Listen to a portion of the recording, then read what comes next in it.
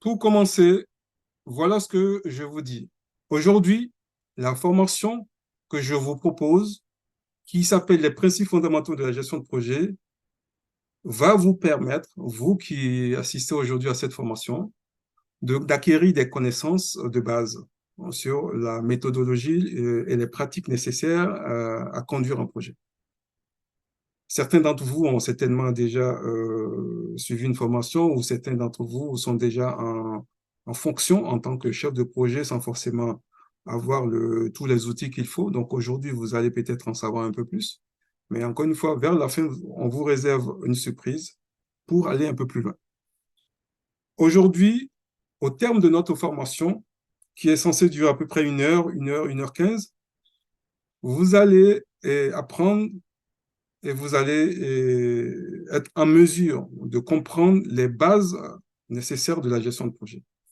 Vous allez comprendre l'organisation d'un projet et vous allez pouvoir répondre à un certain nombre de questions désormais qui vont se poser à vous, qui sont: que doit-on réaliser? Quelles sont les tâches à réaliser pendant un projet? Quels sont les moyens à mettre en œuvre pour réaliser un projet? Et quelles sont les tâches que je vais devoir réaliser? Voilà à peu près ce à quoi je m'attends, l'objectif que je vise pour chacun de vous à la fin de cette formation. N'hésitez pas, entre parenthèses, à la fin de la formation, de mettre vos commentaires sur le chat. Ça nous permet de voir la suite qu'on veut donner, qu'on va pouvoir donner à nos prochains programmes.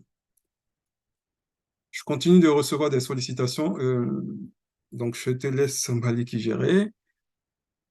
Voilà, on va donc rentrer dans les définitions.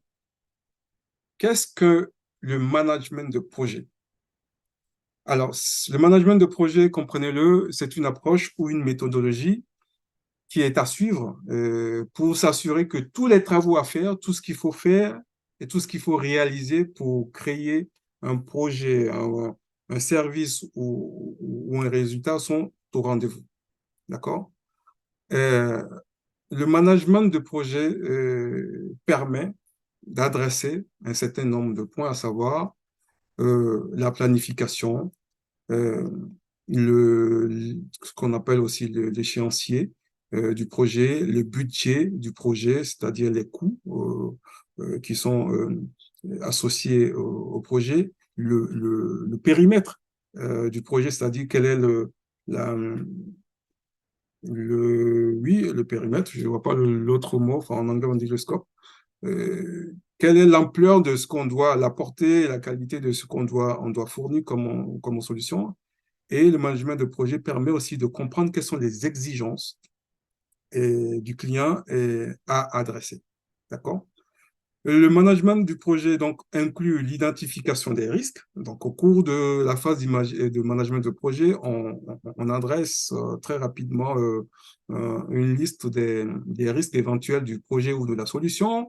On essaye de voir si on doit faire appel à de l'approvisionnement externe, c'est-à-dire il y a un certain produit qui doit rentrer dans le projet et qu'on ne sait pas faire nous, mais qu'on veut sous-traiter. Donc, on décide de voir si on sous-traite cela ou pas. C'est ce qu'on appelle la partie management de l'approvisionnement.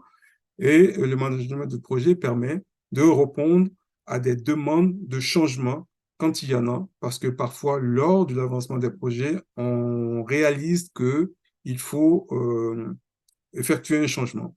Il y a des choses auxquelles on n'a pas pensé au début, donc il faut les mettre en place. Donc, ça va nécessiter une décision.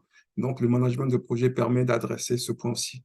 Et le management du projet permet aussi d'identifier les ressources nécessaires et les compétences pour adresser ces points-là. Donc, vous comprenez que quand vous êtes chef de projet, euh, vous êtes une personne qui a beaucoup de casquettes. C'est très, très important. J'ai tendance à dire que la fonction du chef de projet, c'est la fonction la plus complète dans un métier parce qu'on touche à beaucoup de choses. On touche au service RH, on touche à la partie qualité, on touche à la partie risk assessment, on touche à la partie budget et coût, on touche à la partie quoi d'autre approvisionnement, on touche à la partie management des parties prenantes et tout ça. C'est très vaste. Et donc, vous aurez à faire ce métier, vous aurez beaucoup d'opportunités à évoluer vers d'autres corps de métier. Voilà ce que je peux vous dire sur la partie management de projet. Alors, il est important quand même de définir ce que c'est qu'un projet. On entend parler beaucoup, tout le monde parle de projet, projet, projet, mais il est important de faire la différence entre un projet et autre chose. Le projet, il y a deux façons il y a une façon simple de reconnaître ce que c'est qu'un projet. Un projet, c'est quelque chose qui est temporaire, qui est dans un temps. Ça commence à un instant T et ça finit à un instant T. Donc, toute activité qui ne se termine pas, qui est récurrente, comprenez que ce n'est pas un projet. D'accord? Un service de télésurveillance où ça ne s'arrête pas, ce n'est réel en tant que tel, ce n'est pas un projet. Ça c'est ce qu'on appelle la partie opération. Voilà. Donc, un projet, c'est quelque chose, c'est un produit ou un service ou un résultat qu'on veut atteindre qui est inscrit dans la durée et qui commence à une date donnée et qui se termine à une autre date donnée. Ça, c'est ce qu'on appelle un projet. Alors, pour vous donner une idée et un peu plus claire pour illustrer ce que je suis en train de dire, je vous ai proposé quelques exemples. Exemple de partir en vacances. Voilà. Vous partez en vacances, vous devez planifier cela, donc c'est un projet. Vous allez décider de quand vous allez partir et quand vous allez revenir. C'est un projet. Vous décidez de rénover votre maison, c'est un projet. Voilà, vous devez décider de quand vous allez commencer et quand est-ce que ça doit finir, quels sont les budgets que vous allouez à cela, c'est un projet. Vous êtes étudiant ou vous êtes en année de thèse, vous devez faire votre mémoire, c'est un projet. Vous devez planifier quand est-ce que vous commencez, quand est-ce que vous finissez. Voilà un peu ce que je peux vous dire en termes de projet. Définition sur le projet, donc il est important d'avoir les idées claires là-dessus. Maintenant que j'ai défini ce que c'est qu'un projet, je vous propose d'aller un peu plus loin. On va définir ce que c'est qu'un chef de projet et qu'est-ce qu'un chef de projet et quelles sont ses responsabilités, quelles sont les qualités attendues du chef de projet. Alors, le chef de projet, je pense que vous le savez tous, le chef de projet est en charge de s'assurer que le projet atteint son objectif, son but. D'accord? Excusez-moi. Il a plusieurs casquettes, il a beaucoup de responsabilités. Il a, dans un premier temps, la responsabilité de construire une équipe et de travailler en collaboration avec cette équipe, d'établir un échéancier pour le projet, discuter avec les membres de son équipe pour identifier les risques éventuels du projet. Et le chef de projet, il doit constamment, mais alors là, c'est le truc qui fait le plus, constamment travailler et discuter, échanger, communiquer avec ce qu'on appelle les parties prenantes, du début jusqu'à la fin. Je vous donnerai juste en dessous ce qu'on entend par les parties prenantes. Et donc, le chef de projet, pour animer son projet, doit continuellement organiser des réunions en fonction du projet, soit hebdomadaire, soit bimensuel, pour donner de la visibilité de l'avancement du projet aux parties prenantes. D'accord? Alors, qu'est-ce qu'on attend d'un chef de projet? Quelles sont les qualités et les compétences attendues d'un chef de projet? Le chef de projet, avant tout, c'est un leader. Alors, un leader, c'est celui qui a la capacité de guider, de diriger et de motiver une équipe. Le chef de projet doit amener tout le monde dans la même direction. Voilà une des qualités non négociables chez un chef de projet. Il doit être un très, très bon communicant. D'accord? Parce qu'il aura beaucoup à discuter, à échanger avec ses compères ou ses parties prenantes. Donc, il doit être bon communicant.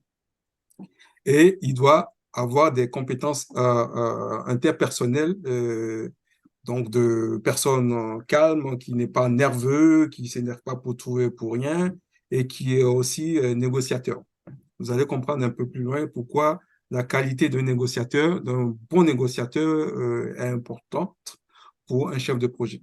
Et un chef de projet doit avoir aussi une vision, avoir la capacité d'avoir une vision générale de ce que l'entreprise qu'il emploie est en train de vouloir faire. Où est-ce que l'entreprise veut y aller? Quelles sont les stratégies de l'entreprise? quel est l'objectif de l'entreprise? Le chef de projet doit absolument intégrer cela dans son mindset pour pouvoir mener à bien ses projets. Maintenant, vous m'avez entendu parler de partie prenante. Qu'est-ce qu'on appelle partie prenante? Une partie prenante, c'est une personne ou un groupe ou un organisme qui est impacté par un projet. Impacté soit positivement, soit négativement par un projet. Ça, c'est une partie prenante. C'est une personne qui a de l'influence euh, euh, sur les livrables, ce pourquoi d'ailleurs on est en train de faire le projet. D'accord? Et une partie prenante est aussi quelqu'un qui est affecté, qui peut être affecté par un projet, par une décision. Donc, comprenez que au début, quand vous devez gérer un projet, il est très, très important de faire la cartographie générale des parties prenantes. C'est quelque chose d'assez important. On va en parler un peu plus loin parce qu'il est important de dresser ce qu'on appelle le registre des parties prenantes, où on a leur nom, leur prénom, leur contact, et quel est leur niveau d'influence pour pouvoir adapter la communication qu'on aura à faire vis-à-vis d'eux. Juste pour illustrer un peu ce qu'on appelle une partie prenante, pour savoir que quand c'est raté, ça peut avoir des impacts très, très importants. Je prends un cas que je connais et qui va parler certainement à mes amis de la Côte d'Ivoire, euh, le projet de construction de métro. Voilà un projet où le chef de projet, j'estime, n'a pas vraiment bien fait son travail et n'a pas pris en compte toutes les parties prenantes parce que euh, on sait que des personnes ont été délogées un peu contre leur volonté et qui n'ont même pas reçu d'indemnisation parce que la ligne du métro est censée passer par leur lieu d'habitation. Voilà, il aurait fallu intégrer ces personnes-là comme partie prenante, avoir une communication en amont vers eux, voilà, et les choses se passeraient un peu plus gentiment. Ça, c'est un exemple juste pour illustrer euh, ce que ça peut avoir comme impact quand on néglige un peu le volet partie prenante. Et puis, pour terminer, une définition rapide sur un sponsor. Le sponsor, c'est celui qui, euh, qui fournit un soutien important, aussi bien un soutien financier qu'un soutien de sa personne, en termes d'encouragement, en termes de défense, chaque fois que un problème est rencontré lors d'un projet. Voilà, donc un sponsor, ne voyez pas que le volet financier chez le sponsor. Ça peut être le volet financier, mais ça peut être aussi la personne influente, un grand manager, un dirigeant sur qui on peut compter à chaque fois que on a des difficultés dans son projet. C'est lui qui porte le projet et qui doit vous défendre devant telle ou telle euh, situation pour les débloquer. Je prends donc comme exemple de sponsor un membre du conseil d'administration, par exemple, ou un membre du top management d'une entreprise. Ça peut être un sponsor. Ou tout simplement le client. Ou tout simplement le client peut être un sponsor. D'accord? Voilà un peu en termes de définition ce que je peux vous dire avant de rentrer vraiment dans le vif du sujet.